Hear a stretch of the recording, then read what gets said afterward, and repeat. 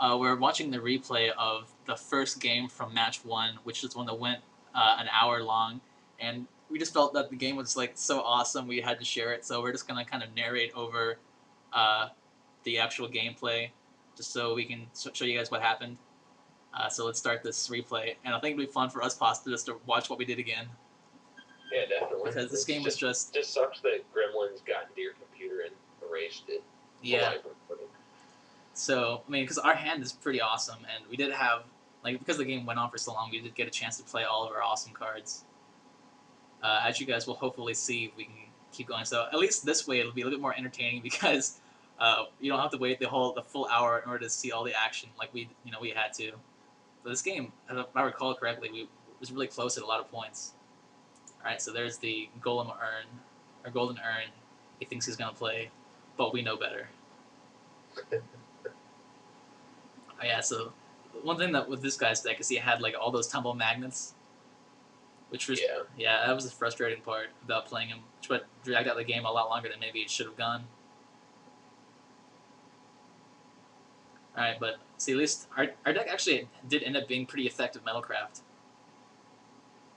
Yeah, it did. I mean, most of our matches, the matches we won, the 2 of the 3, Metalcraft played a giant part in it. Yep. And then Rust Tick at least is good for tapping out the Rusted Relic. This is about to see the painful 2-for-1. And I assume you meant the tumble magnet there, not the Rusted Relic. Oh yeah, that's right. The Rust Tick, all the names with rust in them, so frustrating. They're repetitive.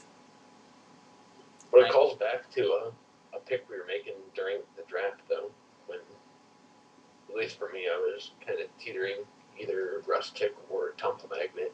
Obviously here, Rust Tick trumped the Tumble Magnet. Yeah, I do think... on all the games we've had Rust Tick, I would have rather had the Rust Tick than have a Magnet. Yep, definitely.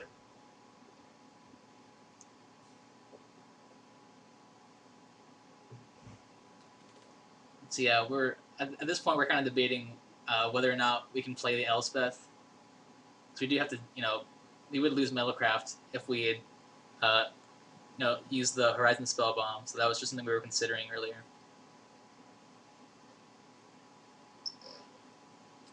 But we do have our nice replica here. So it is time to crack the Spellbomb, I believe, is what we do next.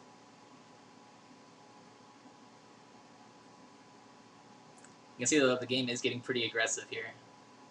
It's got the Glinthawk was like his MVP. And yeah, what's the time in it? Time's at 20 minutes right now. He is got a while to go. Note that he is a couple minutes ahead of us in terms of time. We actually played this game up until 6 minutes, so there's still 14 minutes left in this game. This is game 1, mind you. Yeah, this is game 1. So we go for the full time. We feel pretty good about that. As far as the draft one, this was okay. Well, this right here is the point. Game. This is where we think we're gonna win. We think we're gonna get him with the Brigade and the Carapace Forger, and that's right. Yep. And then he 2-for-1s us with the Dispense Justice, which is probably one of the most painful things that have ever happened to me during a draft. So we lost our 8/8 and our 4/4. We've been playing around that like the whole game too. Yeah. We just figured some of the attacks he let through, there's no way he could have it. Yep. So we. And it turns out, I guess he was holding the Dispense Justice for a long time because he let so many attacks through that we just figured he didn't have it.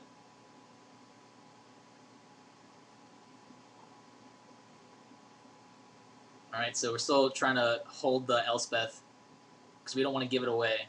We would rather have it be like a surprise than... I guess we're still assuming at this point we're going to be playing games 2 and 3. And, I mean, to win this game 1, at this point, we need Elspeth to, like, save our ass like Dispense Justice did for him, if need be. Yeah. And need be does come. So, the game looks a bit bad for us at this point, but turns out we're pretty awesome. So we grab that second Plains, and we drop that Elspeth like a bomb.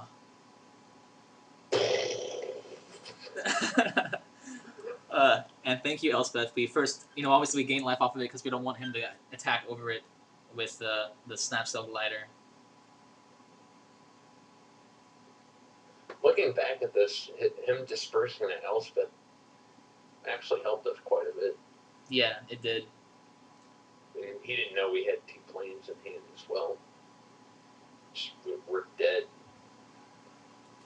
Alright, so here we play the Necropede first. The way when we play the Elspeth again, we can gain more life off of her first ability. So now we're at 8. Still, though, he does have more life than we do technically because of his golden urn. Yeah, this was the game of golden urns and tumble magnets. Yeah, I think he had the golden urn both the games we actually did play. Yeah. Which always, it did help him quite a lot. Alright, here, after that horrible block he just made, we figured that rather than use Elspeth's ult, better to start playing creatures and start owning. So, Molder Beast, and then, yeah, we have all these creatures, and now in the games, I think this is definitely a point when the game turned around for us. We were at 5 at one point, and now we're just getting back in there, because he doesn't have enough stuff, and we do.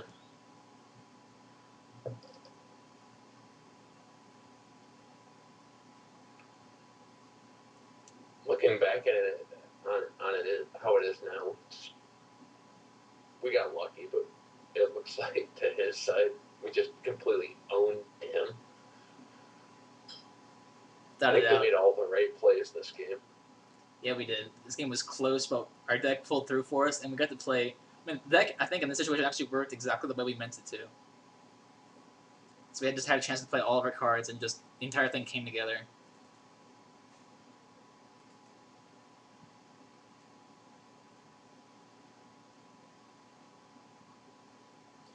I mean, because at this point, now that we have the 15 life, as over his, I think though at this point we do decide to Elspeth him to death. Yeah. Yeah, I recall this one. Then we unnick his replica so we can't block, and then we hit him for 3, and then we Elspeth. You can see we drew our other mythic, the Worm Coil Engine.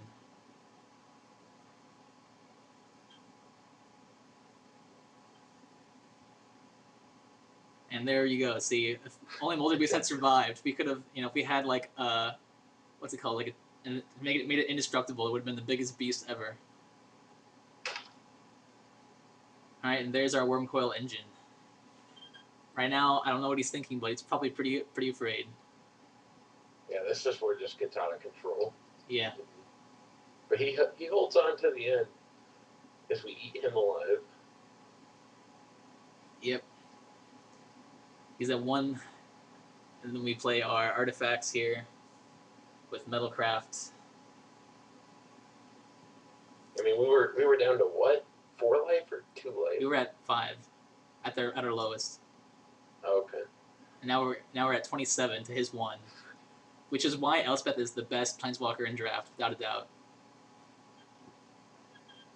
She completely made this game turn around, which I think you mentioned before in a podcast that she turns around draft games. Yeah, definitely. In this case, we're playing red green, just splashing Elspeth. Yeah, for Christ's sake. The only white card in our deck.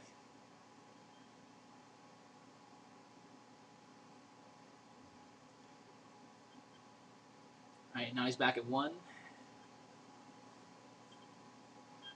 Where he should be. We're at 39. Alright. And how many minutes on the clock? And 6:16.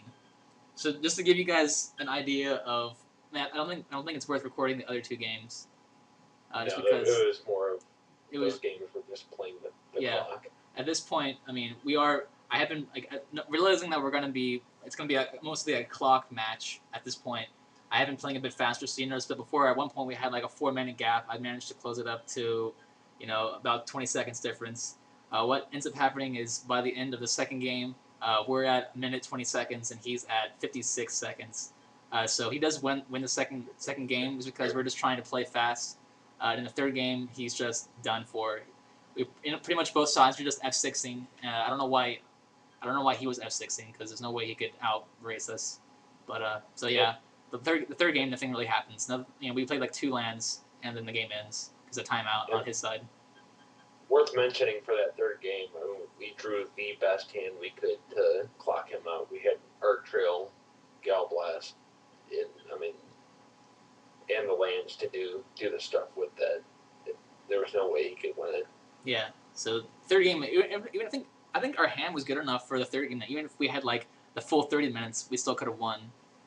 Oh, absolutely. It was just we were primed and ready for that, dragging the clock down for 60 seconds.